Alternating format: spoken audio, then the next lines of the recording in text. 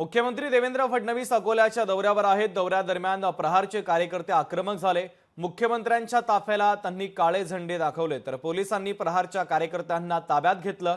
बच्चू कडूंच्या समर्थनार्थ ठिय्या आंदोलन करण्यात आलेलं आहे।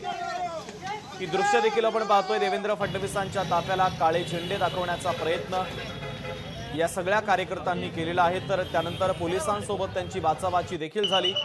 काही कार्यकर्त्यांना पोलिसांनी आता ताब्यात घेतलेला आहे।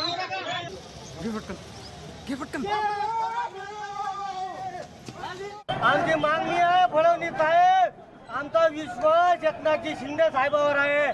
शिंदे साहेब शेतकऱ्यांना कर्जमाफी द्या। आम्ही सुद्धा हिंदुत्वाचेच माणसं आहोत। आम्हाला काही शिंग फुटले नाहीत। आम्ही आतंकवादी नाही। बच्चू भाऊ उपोषणाला बसलेले आहेत।